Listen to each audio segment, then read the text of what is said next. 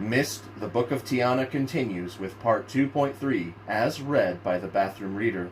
I am covering for the Plurality Report, who is currently visiting every city along the Tropic of Cancer in order to give them free chemotherapy treatments, whether they need them or not.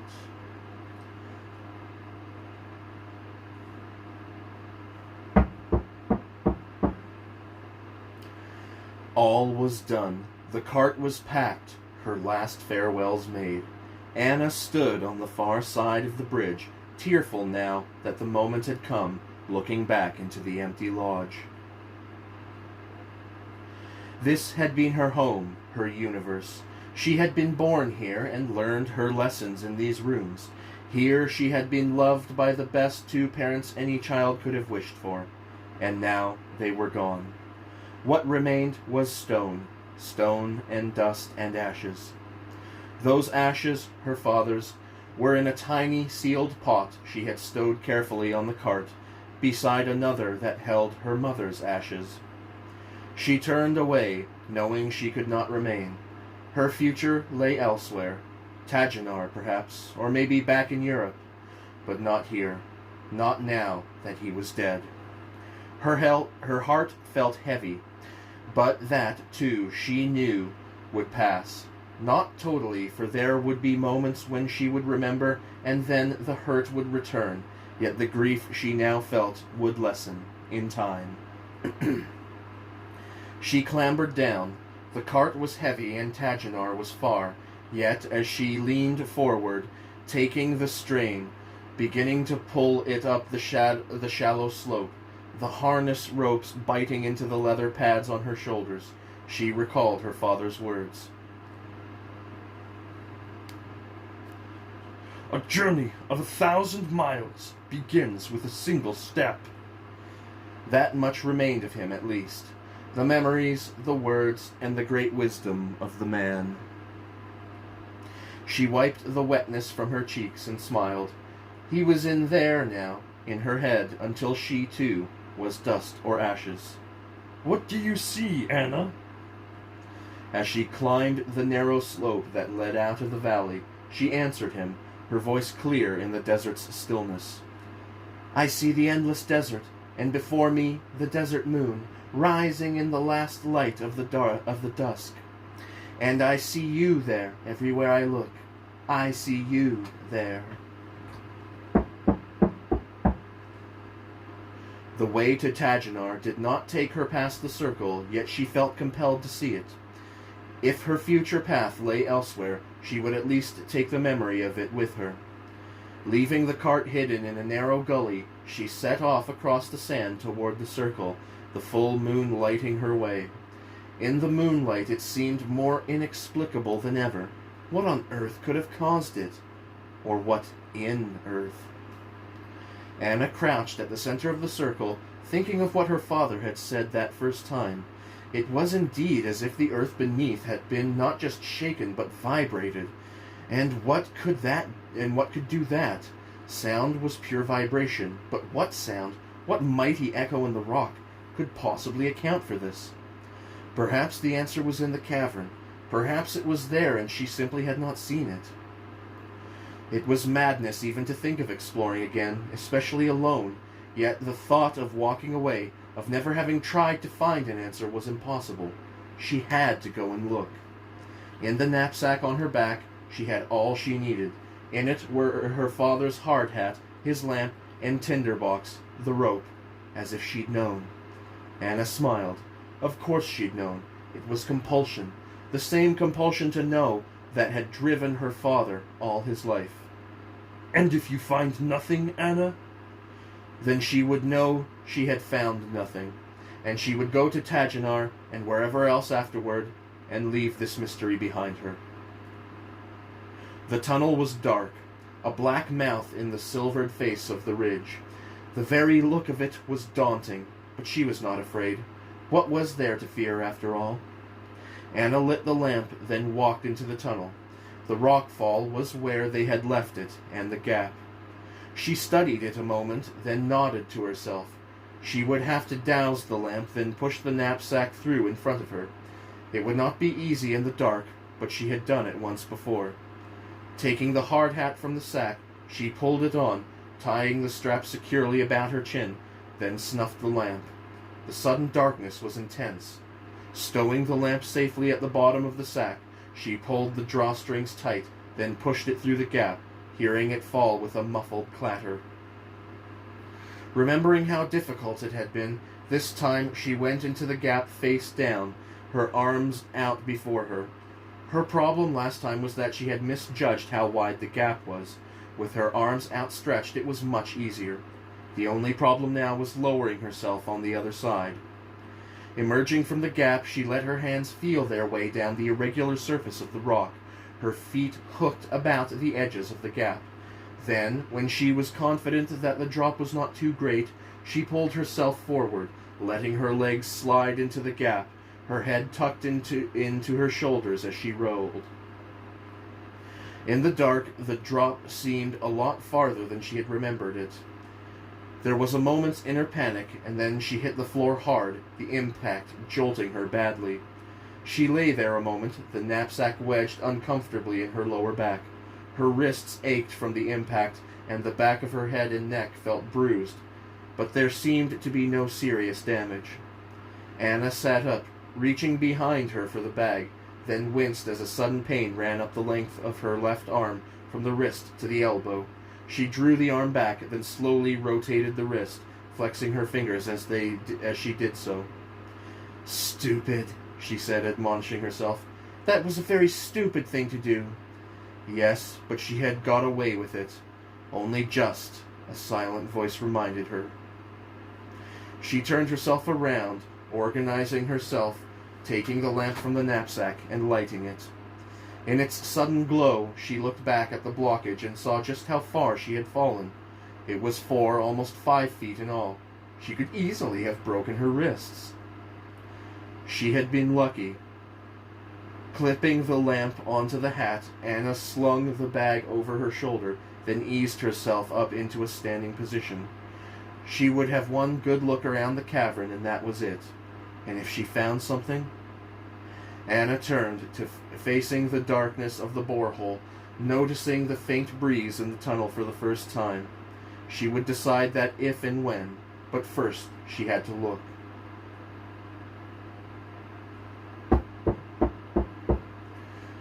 To the left of the wedge, on the shoulder of that great flattened mass of redness that protruded from the ordinary rock, was a gap.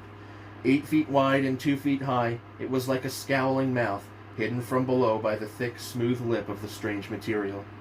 Anna had found it late in her search, after scouring every inch of the cavern, looking for something that clearly wasn't there.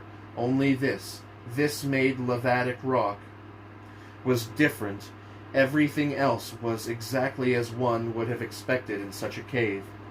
Unclipping the lamp from her hat, she leaned into that scowling mouth, holding it out before her. Inside, revealed by the glowing lamp, was a larger space, a tiny cave within a cave, its floor made entirely of the red material, its ceiling of polished black rock, like the rock in the volcanic borehole. Seeing that, she understood. Whatever it was, it had once been in a molten state, like lava, and had flowed into this space, plugging it, or almost so. She squeezed through, crawling on her hands and knees, then stood. The ceiling formed a bell above her. She was in a pocket within the rock. It was like being inside the stomach of some strange animal. At the far end, the ceiling dipped again, yet did not entirely meet the floor. There was another gap. Anna walked across, then crouched, holding at the lamp. The gap extended into the rock, ending some 10 yards back in a solid wall of the red material. Yet there was a breeze, a definite breeze, coming from the gap. She sniffed. It was air, pure, unscented air. It had to lead up again to the surface, yet that didn't quite make sense, for this did not smell like desert air. She knew the smell of the desert. It left a scorched, dry taste in the mouth. This air was moist, almost sweet in its lack of minerals. And there was something else. The light was wrong. Dimming the lamp almost until it guttered, she set it down behind her, then looked back. Despite the sudden darkness, the wall in front of her still glowed. That glow was faint and strangely dim, as if the light itself was somehow dark, yet she was not mistaken. There was light somewhere up ahead. Picking up the lamp again, Anna raised the wick until the glow was bright. Then, getting down on her hands and knees, she crawled into the gap, pushing the lamp before her. Surely enough, the red stuff filled the tunnel's end, yet just before it, to the left, another crack opened up. She edged into it, following its curving course about the swollen wall of red to her right. That curve ended abruptly, yet the crack continued, veering off at 90 degrees to her left. She followed it. The breeze was suddenly stronger, the scent of sweet fresh air overpowering, and there was a noise now, like the hiss of escaping gas. The crack opened up, like the bell of a flower. To her right, the red wall seemed to melt away. Ahead of her was a cave of some sort. No, not a cave, for the floor was flat, the walls regular. She climbed up onto her feet, then held the lamp up high, gasping with astonishment at the sight that met her eyes.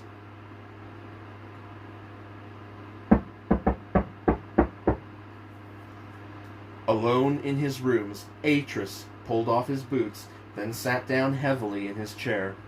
It was a typical guild apartment, like all of those given to unmarried masters. Sparsely furnished, the walls were of bare, unpolished stone, covered here and there with guild tapestries, thick woven things that showed machines embedded in the rock. Broad shelves and alcoves covered 3 of the 4 walls.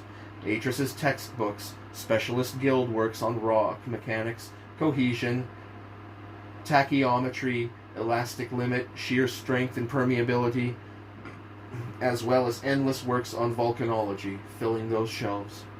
There were a few volumes of stories, too, including an illustrated volume of the ancient Dani tales. This latter lay now on the small table at Atris's side, where he had left it the previous evening. He picked it up now and stared at the embossed leather cover a moment, then set it down. He was in no mood for tales. What he wanted was company, and not the usual company, but something to lift his spirits. Someone, perhaps. It seemed not a lot to ask for, yet some days he felt it was impossible. Atris sighed, then stood, feeling restless. Maybe he should take a few days off to visit his family's age. It was some while since he had been there, and he needed a break. It would be several days at least before the council met again, and his work was up straight. No one would blame him for taking a small vacation. He smiled, pulling on his boots again. He went over to the door and summoned one of the house stewards. While the man waited, he scribbled a note, then folding it, handed it to him. "Give this to Master Tilanus." The steward bowed, then turned and disappeared along the corridor. Atris turned, looking back into the room, then, without further ado, pulled the door closed behind him.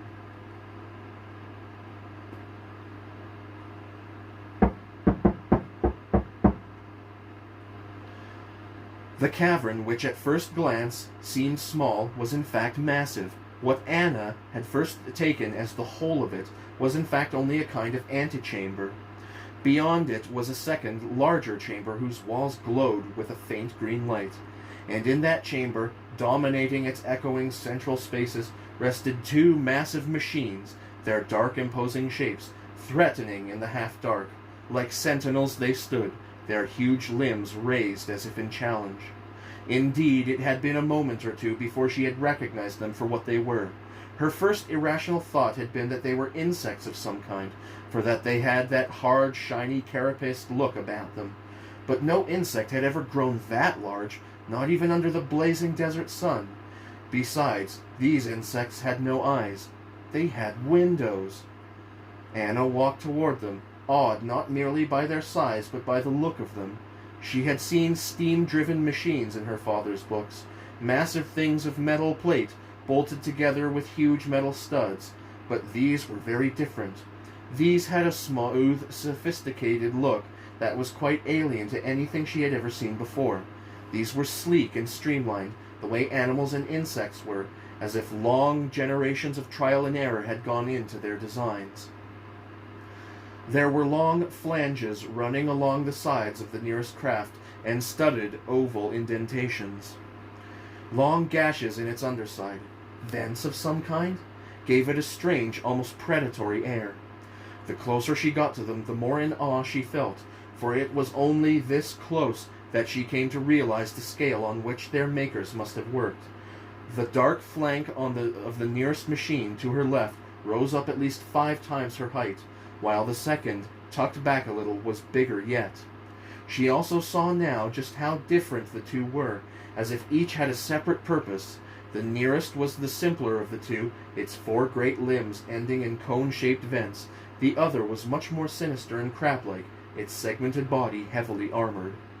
Standing beneath the first of them, she reached out and touched its dark, mirror-smooth surface.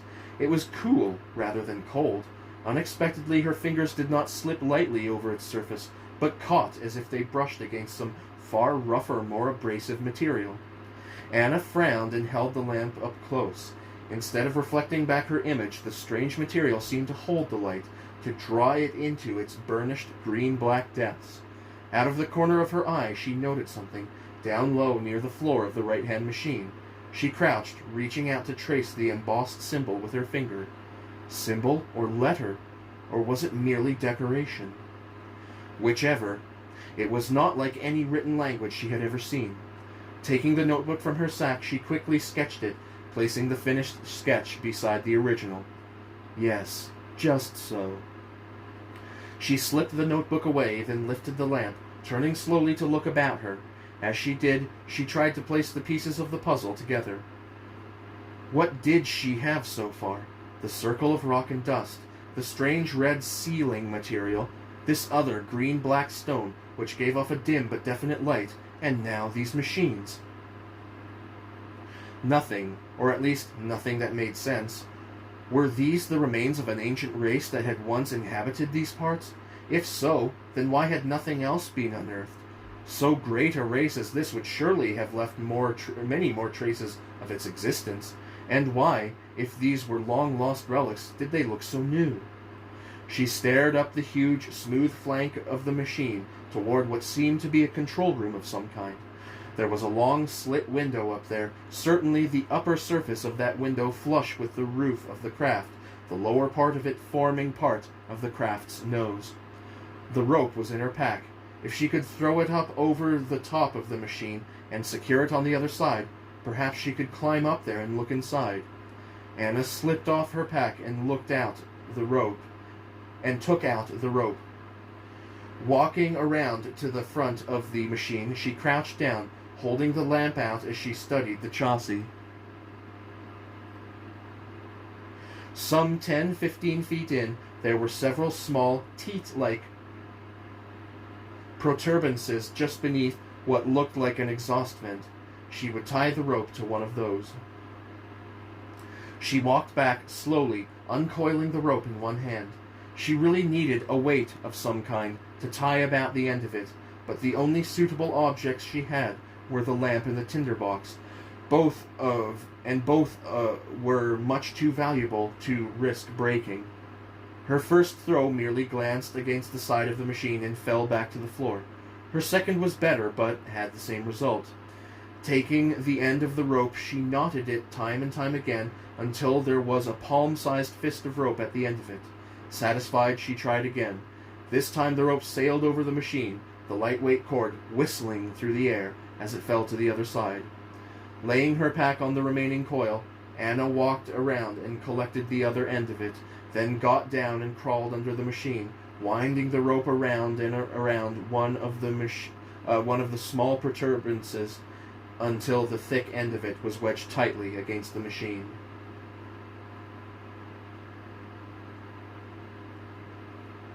Edging back, she stood, then tested the rope, tugging at it hard, leaning her full weight back on her heels. It held. So far, so good, but the most difficult part was next, for the rope was far from secure. If it were to slip to the side as she was climbing, she could easily find herself in trouble. Pulling the rope taut, she placed one booted foot against the hull of the craft and leaned back, taking the strain, feeling the sudden tension in the muscles of her calves and upper arms. She began, leaning slightly to her right as she climbed, away from the front of the strange craft, keeping the rope taut at all times, ready at any moment to let go and drop back to the floor as if it were to start slipping. But the rope held almost as if it were glued in place. Perhaps some quality of the material, that abrasiveness she had noticed, helped, but as she continued to climb, her confidence grew.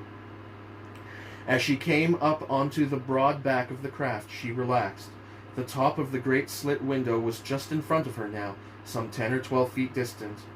Beyond it, the nose of the craft tapered slightly, then curved steeply to the floor. Getting down onto her hands and knees, Anna crawled slowly toward the front of the craft until the edge of the window was just in front of her. Leaning forward carefully, she looked down through the thick, translucent plate into the cabin of the craft. In the oddly muted light from the oil lamp, the cabin seemed strangely eerie, the wavering shadows threatening. She frowned, trying to understand exactly what she was looking at. There were 2 seats, or at least they looked like seats, tubular skeletal things with a kind of netting for the seats, and there was a control panel of some kind just in front of that, but she could make neither head nor tail of the controls, if controls they were. The panel itself was black. There were indentations in that blackness and more of the strange symbols, but nothing in the way of levers or buttons, unless such things were hidden. Anna eased forward a little, trying to see into the back of the cabin, but there was only a bulkhead there, not even a door. Whoever, or whatever had operated this, must have entered the cabin through this window. That sudden thought that the makers of this machine might have been other than human, might have been strange, alien creatures of the rock, sent a tiny ripple of fear through her. Until that moment, her awe at her discovery had kept her from thinking what these machines might mean, but now her mind embraced that thought. What if those strange webbing seats were designed not for 2, but for a single creature, one huge grotesque being, multi-limbed and clawed like the machines it made? No, she told herself, whoever made this is long dead and gone. It only looks new, but that moment of fear, of vivid imagining, had left its shadow on her. She edged back slowly, then, taking a hold of the rope again, climbed down. Retrieving the rope, Anna stowed it away, then turned to face the second machine. If the function of the first machine was masked from her, this one was self-evident. The great drills at the end of each huge, jointed limb gave it away. This was a cutter. Anna walked over, stopping just in front of it. A question nagged at her. Why would someone go to such trouble to cut tunnels in the earth and then seal them? Had they found something down there? Or was it a tomb? The thought of a tomb, a royal tomb, surely, for why else go to all this bother, excited her. Maybe she had stumbled onto the burial vault of some great ancient emperor. If so, then who knew what was down there? If they could build machines like these, then what riches, what curiosities might lay buried with him? She walked slowly to the right, circling the machine, her eyes going up, searching its massive flanks, taking in every aspect of its brutal yet elegant form.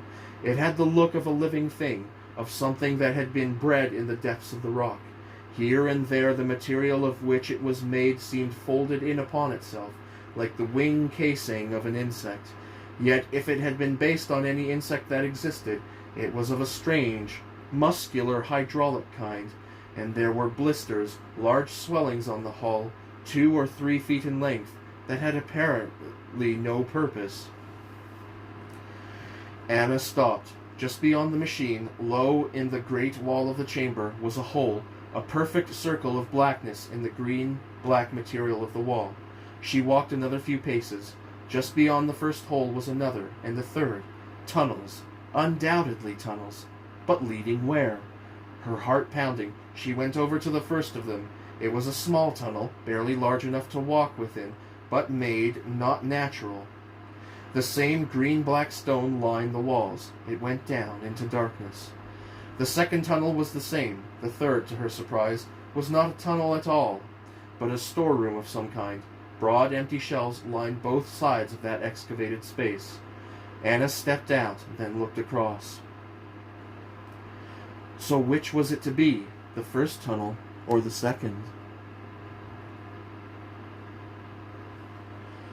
Neither, she decided.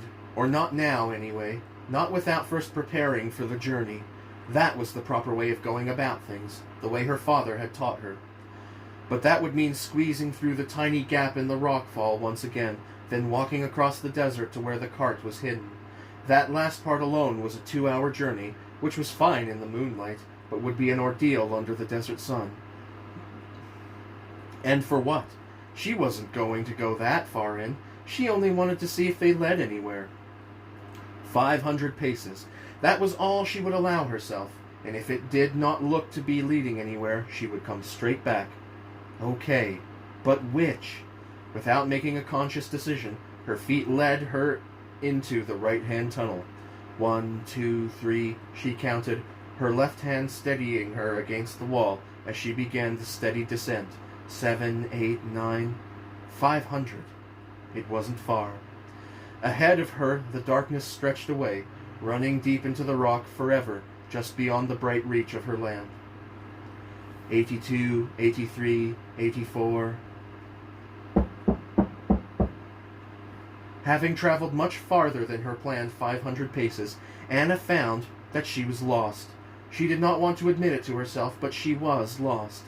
After that last left-hand turn, she had doubled back, but she had come out in a place where she hadn't been before, or at least she couldn't remember having been there. It was a kind of cavern, only it was small and perfectly spherical. She had lost count an hour ago, 2 hours maybe. Who knew down there? All she knew was that the map she had been following in her head had led her down. She had made one wrong turn, and everything had seemed to slip away. It was a labyrinth, a perfect maze of interlinked tunnels, all of which looked the same and seemed to lead nowhere. A tomb. It had to be a tomb, and this was part of it, this maze in which she was now inextricably lost. She would die down here. She was certain of it now. The thought made her stop and put her hand out to steady herself. Her head was pounding. Think, Anna. Think what you're doing. Anna looked up. The voice was clear in her head, almost as if he had spoken. I can't think, she answered. I'm frightened. Fear's the enemy of thought. Think, Anna. Consider what you ought to do. She let her head clear, let the fear drain from her mind. Slowly her pulse normalized. She took one of the hammers from her belt and held it up. I need to mark my way. Slipping the hammer back into its holster, she slipped the pack from her shoulder and took out the notebook. I'll make a map. It was what she should have done to begin with, but it was too late now. The best she could do now was to slowly chart her way back to that first straight tunnel before the way had branched. How long that would take she did not know, but if she was methodical, if she marked each tunnel wall, each branch of it, with a page, with a letter and a number, then maybe after a while she would see the pattern of it on the page. It was a slender chance, but her best. Anna turned, looking about her. The tunnel sloped down. Just beyond her it forked. She walked across and, slipping her notebook into her tunic pocket, took the hammer and chisel from her belt. The first blow was solid. She could feel the way the hammer hit the handle of the chisel, squarely and firmly, but the wall was unmarked. She stared at it in astonishment, then repeated the blow. Nothing. There was not even a scratch on the green-black surface. It was just as before, when she had tried to take the sample. Anna groaned. It had been her only hope. Now she was really lost. Paper wraps stone, so use paper. Squares of paper. Of course, she could tear pages from her notebook and leave tiny squares of paper on the floor beside each entrance, and would have exactly the same effect. At once she tore a page from the book and tore it in half, then in half again. 4 pieces. It wasn't enough. She'd soon work her way through her stock of paper. She would have to leave much smaller pieces. She tore them in half again, and then a 4th time. There. That should do it. She had about 50 pages. That ought to be enough. Crouching, she began to write on them. AI to AI6. She would allocate 2 pages to each letter and then move on to the next. That way she would hopefully chart areas of the labyrinth, and if she came back to one of them, say C, she would know exactly where she was on her map and be able to turn away in a different direction until she knew exactly how it all fit together. Anna looked up, smiling grimly. She wasn't beaten yet.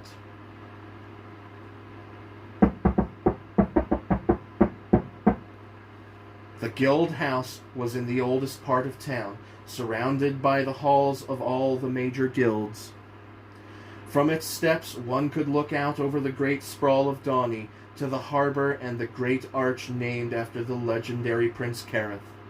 Turning from the steps through a row of fluted marble pillars, one entered a massive vestibule of irregular shape. Here, set into the floor, was a great mosaic map of the main cavern of Dawny, while the floors of the smaller rooms, leading directly off the vestibule, displayed similar mosaic maps of the lesser caverns. The ceiling of the vestibule was not high, barely twice the height of a standing man, yet it had a pleasant look to it. Great arching beams of pale mauve stone thrust out from the walls on every side, thinning to a lace-like delicacy as they met overhead. On the right-hand side of the main room was a great arched door.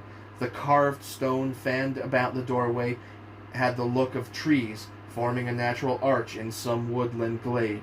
Beyond it was the great council chamber. It had long been a standing joke that the Dawny would never excavate to the east of the main cavern, lest they had to redesign the guild house. But the truth was that the rock to the east was home to a stable reservoir of magma, slowly cooling over the millennia, from which they had long tapped energy. Stepping through the massively hinged doors, each door a great slab of stone 3 feet thick and 10 feet high, one entered the most impressive of Dawny's many chambers. The great dome of the ceiling seemed far overhead, 18 huge pillars reaching up like massive arms to support it. Broad steps, which also served as seats, led down into a circular pit, in the midst of which were 5 huge basalt thrones. The great shields of the guilds hung on the outer walls, along with their ancient banners. Today the thrones were occupied, the great steps filled with seated members, here to debate whether the edict banning the contact with the outsiders, the surface dwellers as they were otherwise known, should be lifted. For 6 hours they had sat, listening to the arguments for and against, but now the debate was finally coming to a close.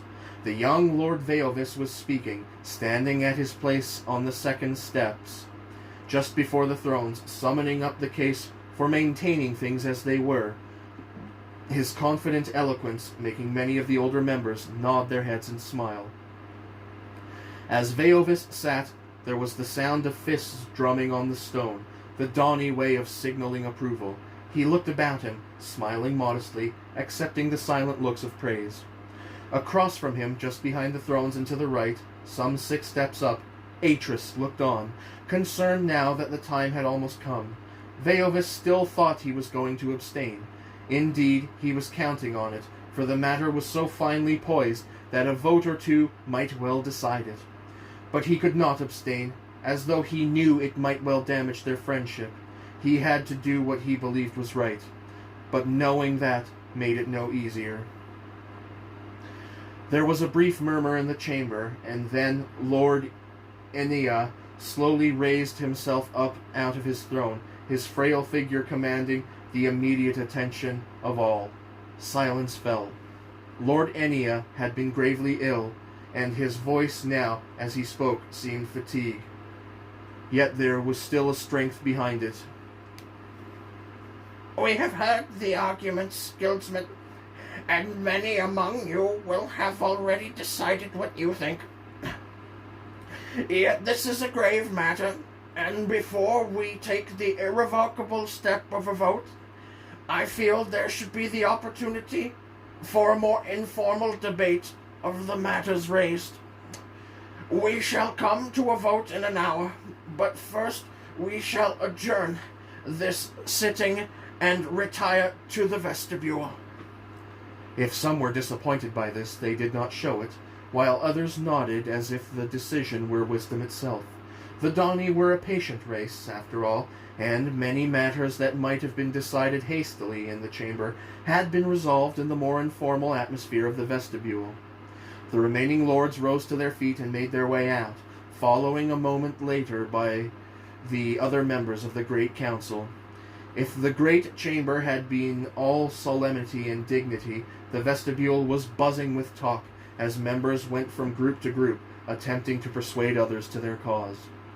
Rarely in recent years had a single issue raised so much heat and passion, and now that a vote was but an hour off, both camps made great efforts to win last-minute converts to their causes. Atris, who had drifted into the vestibule alone, stood beneath the great arch a moment, looking across to where Veovis stood beside Lord Enia, who sat in a chair that had been brought out especially for him. Veovis was addressing a small crowd of elder members, undaunted by the fact that many there were a century or two older than he. Such confidence impressed Atris, and he knew for certain that Veovis would one day sit where Lord Enia had sat today, in the central throne. It was not the right time, not just now, when Veovis was among such company, yet he would have to speak to him, to tell him of his change of mind, before they returned to the great chamber. Atris made his way across, smiling and greeting other guildsmen as he went. Yet he was barely halfway across when he noticed a disturbance on the far side of the vestibule. He craned his neck, trying to see. The door guards were arguing with someone. Then, abruptly, it seemed, they stood back, allowing the newcomer to pass. It was a senior guildsman from the Guild of Messengers. In one hand, he clutched a sealed letter. As the council members began to realize that there was an intruder among them, the noise in the vestibule slowly died. Heads turned. Guildsmen turned to face the newcomer as he made his way between them, heading directly to where Lord Enia sat. The vestibule and the chamber were normally sacrosanct.